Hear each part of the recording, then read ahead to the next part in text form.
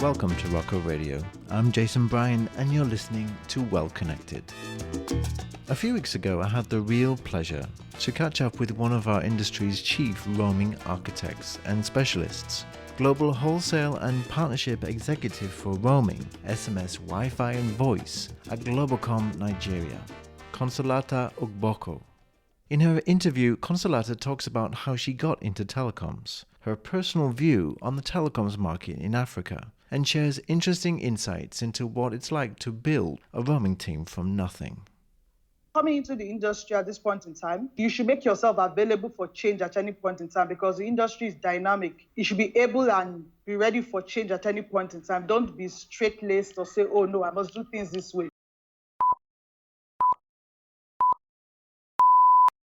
It's a real pleasure to be here with Consolata from Glo, Nigeria. How are you doing today, Consolata? I'm fine, Jason. I'm perfectly fine today. How are you too? I'm great. How is Nigeria today? What's the weather like there? It's sunny. It's actually very hot today.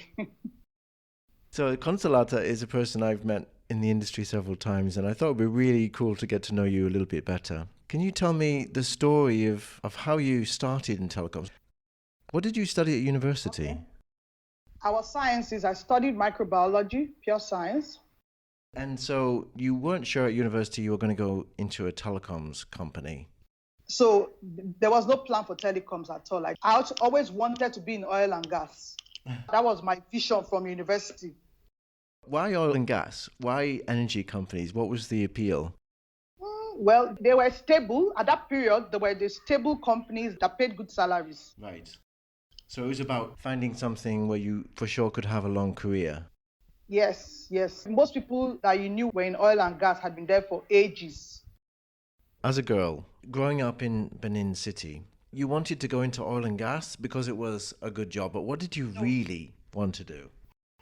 Okay, really, when I was growing up, I had no inkling about oil and gas. When I was growing up, I wanted to be an architect. I was good in technical drawing. I liked to draw. So then my vision was, I want to build houses. I want to build bridges. I wanted to be an architect. Wow. That was my vision then.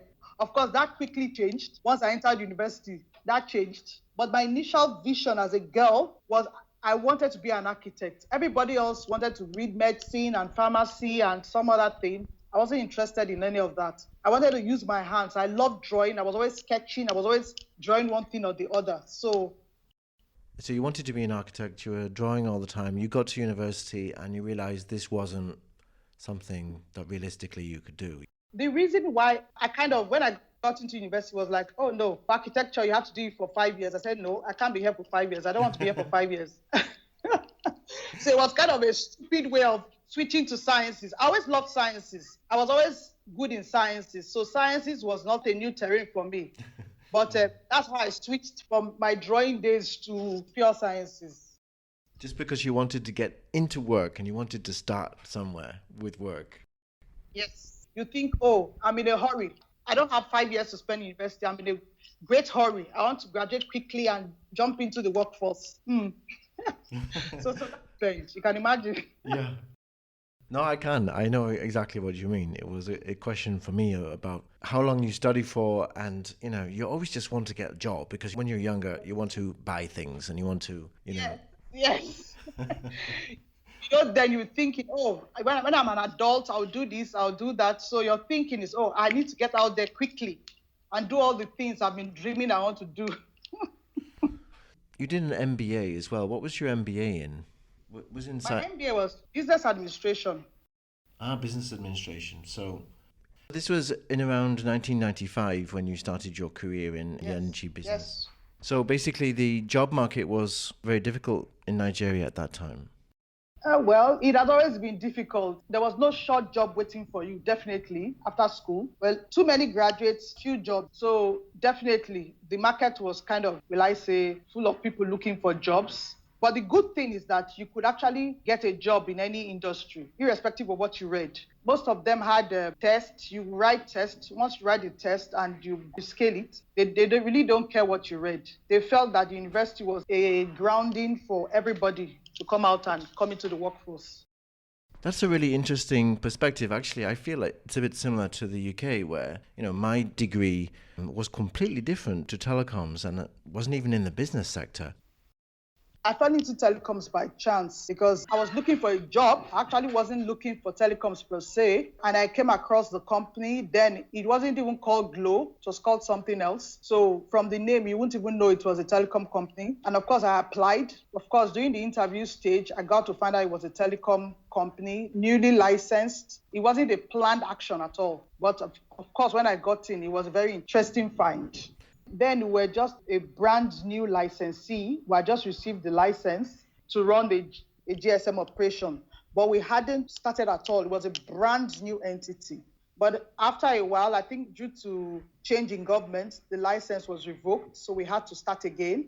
We had to bid again for a license, which we got 2 years later. Globacom was born then. It was no longer CIL, it became Glow. The actual telecoms license was revoked, and so you had to apply for the license as an operator again. You actually worked on the bid for that. Well, it was a small team then, but everybody had a part to play in the new bid. And we had a lot at stake too. So everybody was really involved. We were all so interested in this new telecom company, which we thought would be a new direction for many of us. Tell me what was appealing to you about telecoms at that time. Initially I was interested in technology then. So it was like, oh, this sounds new. This sounds good. I would like to know more. So of course, I did some digging and found out that, okay, this is what they do. Okay, this sounds interesting. I would like to be in this field. So it was a new challenge. Let me put it that way. It was a new, interesting challenge. That's the way I saw it then. And what role did you play in Globacom at that time? So many roles. I was recruited for sales. At that startup stage, I was doing recruitment, I was doing administration, I was doing everything. We're doing everything. We're few, and of course, so you had to wear many caps.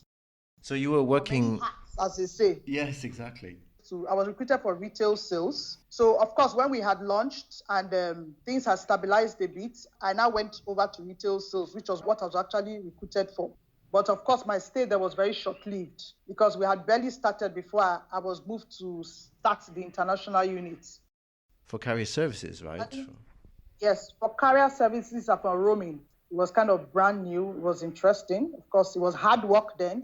And of course, we had no foreknowledge. So it was really a brand new territory. And what year was this? This was in 2003.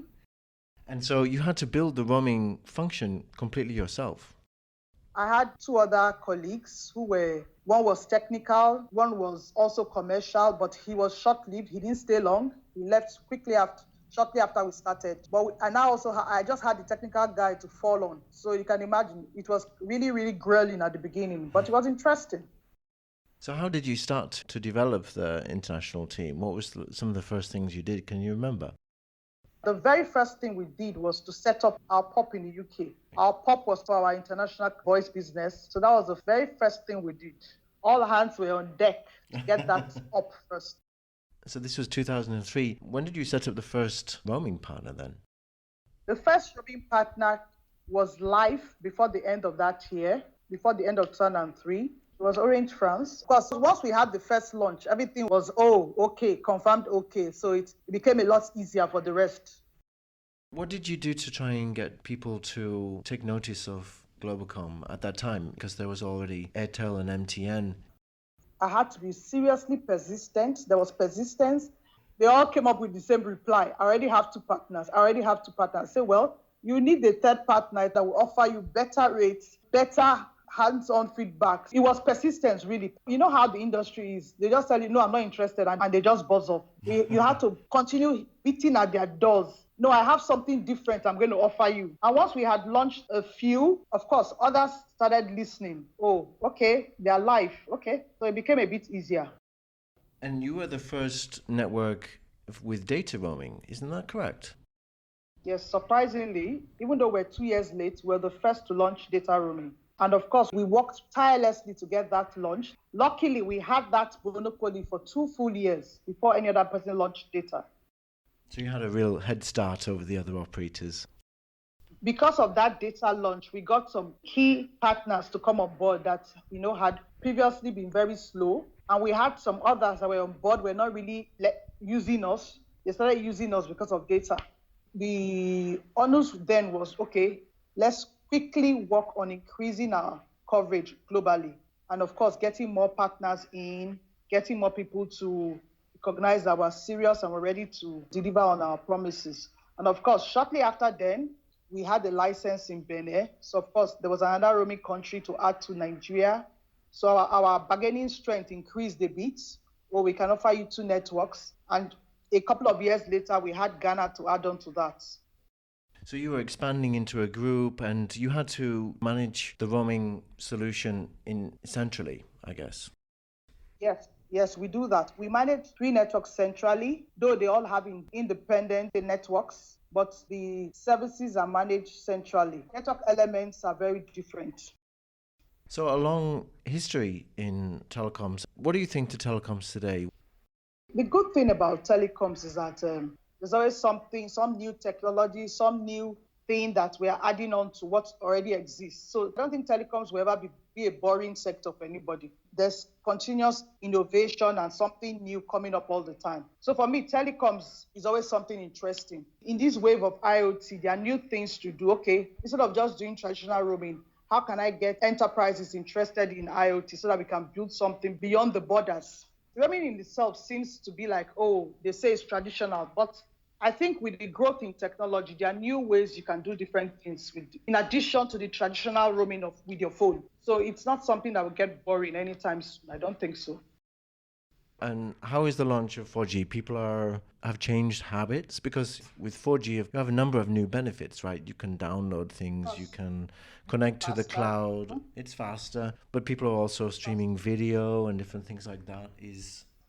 Practically everybody is on one data plan or the other. So everybody has embraced the increase in data usage or the increase in data speeds.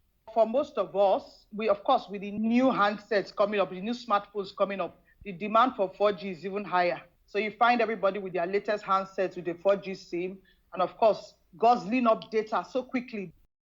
And what about the Internet of Things? Is Internet of Things really taking off in Africa? Do you think that it's something that a lot of operators are thinking about? It has been slow, really slow, surprisingly. But I think maybe in the next few years, it will take off. But for now, things have been kind of slow with Internet of Things. I don't know why. Maybe because the operator may be aware the enterprise customers or the enterprise segments are not really fully abreast of what kind of value they can get from this. But from what I hear around, I think something that's about to take off. So I think in the next couple of years, we should have some development in that sector. So in terms of Glow right now, 4G is launched. You're thinking also about A2P SMS and SMS services like mobile engagement. Is that also something that's common in Africa? A2P is very old in Nigeria now. Our banks have been strong A2P customers for many years now. Many other sectors have embraced A2P. So it's something that has been on for many years now. Customers will continue to demand immediate responses, immediate feedback on purchases, immediate. So for now, it's riding high in Nigeria amongst all sectors, various sectors. Okay, so I was reading the newspaper recently, and in the newspaper, they were saying if more women don't get into technology and telecoms, then the future of telecoms as we know it is going to be designed by men. What do you think to that? I think that is very true because in today's telecom sector, the gender diversity is glaring. You have so much more men than women in any position, not even just positions of power. And I think it's worse in Africa. You have more men up there than women. For what we know, women have been making inroads in various technological sectors. So it's high time women are given the opportunity to grow and to develop in the telecom sector too. And of course, like we know, not because I'm a woman, women always come with something extra. What was it like for your career in telecoms? Were you treated any differently than men in general when you were building the teams and when you were delivering projects? Not really. I think I was one of the lucky few, but to a certain extent, there's still that feeling that you are not being given as much opportunities as the man. It's still there. In the African telecom sector, from what I've seen across various networks, there's still a limit to where you can get to. There seems to be a glass ceiling over your head. We are calling for equality. We're not calling for men to be removed. We're calling for equality across genders. The men should be given the opportunity, but the women should also be given the same opportunities. I was always ready to get my hands dirty. I never said, oh, I'm a woman, I can't do this. No, I was always ready to do anything that needed to be done to get the job done. So maybe that's why I've been lucky. But like I said, we're very sparsely spread, very few women. There's still a lot of room for women to come into the sector. And thinking about your telecoms career, Consolata, you've been in telecoms over 14 years. What lessons do you think that you've learned from this experience? Or will I say the key takeaway for me is the fact that you could have something that was almost nothing and see it grow and develop into something that is quite astronomical. So open my eyes to the possibility of what technology could be and what possibilities technology holds. So that's my takeaway from telecoms. But lessons I learned was that hard work always pays. If you work hard, you get the desired results. And I think that's the same across any segment. It's not telecom specific. He also taught me that you could break down cultural barriers, because in relating with people who were non-English speaking or had poor English or their first language wasn't English, or cutting across boundaries, various parts of the world. So it gave me that foresight that you can actually get into any segment of the world where you want to do business if you are persistent and if you do some groundwork. Just from the top of my head, that's what I would say I've gathered from my 14 years plus in telecoms. And for people who are thinking about entering into the telecom sector at the moment, what advice might you give them? I don't think there's an industry-specific advice. It's the same thing as any job. If you're coming into the industry at this point in time, you should make yourself available for change at any point in time, because the industry is dynamic. You should be able and be ready for change at any point in time. Don't be straight-laced or say, oh no, I must do things this way. When the wind of change comes, you should be ready to change with things. And of course, work hard, which is standard for any industry. You need to work hard to get ahead. That's standard. I worked in oil and gas, and I discovered it's quite a boring segment of the industry, so to speak. Fine, yes, which is true. The job is stable, but there's nothing new. But now that I know better, I would definitely not have that same dream. It seems to me that you have had an amazing career in telecoms. Consolata, thank you very much for your time. We look forward to seeing you again in industry events. I appreciate this opportunity. Thank you. Thank you, Jason. Thank you for your time too. We hope you enjoyed this week's podcast. Look out for more in the Well Connected series in the coming weeks. We also managed to get some great interviews with Pontus Berg from Twilio. Roaming used to be more fun. Everything that is regulated, everything that becomes more into strict and rigid processes, then you become a small cogwheel, and the room to innovate is less now. And with Tom Knoll from JT Global. You have to look at IoT. Everything is IoT, and you read the Gartner reports around, the size of the market. It's a huge, exciting area for us, and for JT, we are committed to making sure we are seen in the next 5 years as much as an IoT company as a telecom. These two well-connected podcasts will be coming out very soon, so stay tuned to Rocker Radio for more information. Until next time, this is Jason Bryan, and you've been listening to Well Connected from Rocker Radio.